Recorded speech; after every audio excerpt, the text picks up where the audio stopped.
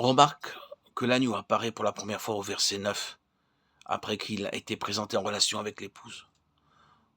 Je te montrerai l'épouse, la femme de l'agneau. Tout de suite après, nous retrouvons l'agneau au verset 14. La muraille de la ville avait 12 fondements et sur eux les 12 noms des 12 apôtres de l'agneau. Je ne vais pas m'étendre sur cette expression, les apôtres de l'agneau. Ces fondements portent l'inscription de l'agneau. Mais que représente cette muraille? Que symbolise-t-elle? Eh bien, beaucoup d'entre vous savent fort bien qu'un mur a pour fonction de préserver ou d'exclure tout en établissant une ligne de démarcation entre ce qui se trouve à l'intérieur et ce qui se trouve à l'extérieur. Ceci est inclus dans le mot témoignage, la muraille du témoignage. Nous sommes ici en présence d'une grande et haute muraille.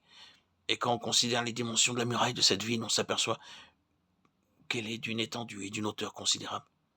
Elle représente tout simplement la plénitude de l'amour de Christ. C'est un endroit immense qui contient en son sein d'énormes richesses et qui correspond vraiment, comme nous l'avions déjà dit lors de notre précédente méditation, aux paroles de Paul dans sa lettre aux Éphésiens chapitre 3, versets 18 et 19, que vous puissiez comprendre avec tous les saints quelle est la largeur, la longueur, la profondeur et la hauteur, et connaître l'amour de Christ qui surpasse toute connaissance.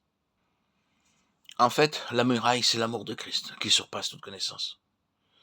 Donc, une fois passé le stade de la typologie, du symbolisme ou du langage imagé, ce peuple racheté est l'incarnation de cet amour de Christ qui surpasse toute connaissance.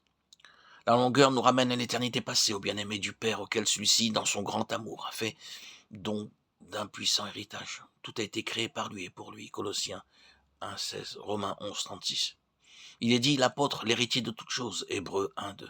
Le bien-aimé, le premier-né du Père, et l'héritier de toutes choses, et il remplira de sa présence l'univers entier. Éphésiens 4,10. Le plan de Dieu consistait donc à rassembler toutes choses en Christ.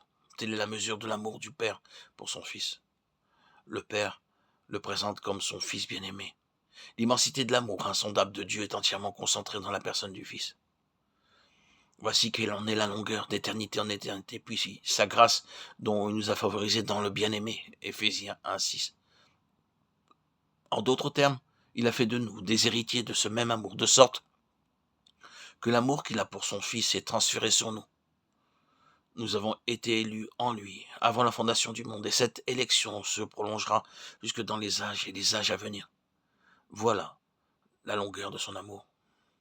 La profondeur de cet amour s'exprime à travers la rédemption qui détruit le mal à la racine. La hauteur, c'est d'être assis avec lui dans les lieux célestes, Éphésiens 2,6. Et la largeur s'exprime dans ce quiconque de l'évangile de Jean. Dieu a tant aimé le monde qu'il a donné son Fils unique, afin que quiconque croit en lui ne périsse point, mais qu'il ait la vie éternelle. Jean 3,16. Voyez l'amour incomparable et universel de Christ, au sein duquel Dieu s'est finalement acquis un peuple. L'agneau est le fondement de tout et l'incarnation du grand amour rédempteur de Dieu. Et à la fin, il ne restera que ce témoignage rendu à la grandeur de l'amour de Dieu. Ce fondement est solide.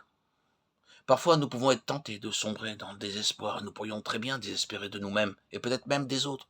Parfois, on pourrait se demander si l'on va traverser l'épreuve et en sortir victorieux. À vrai dire, de nombreuses questions se présentent à nous, suscitées par la puissance qui nous est hostile.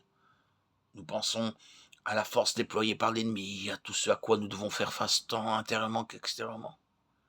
Oui, cette puissance est colossale, mais son amour l'est encore plus. Ce fondement-là ne peut être ébranlé.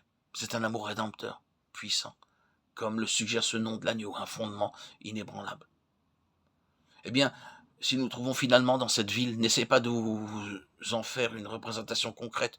Nous sommes cette ville par pure grâce. Si nous en faisons partie, nous ne pourrons que nous exclamer « Oh, combien son amour est puissant !»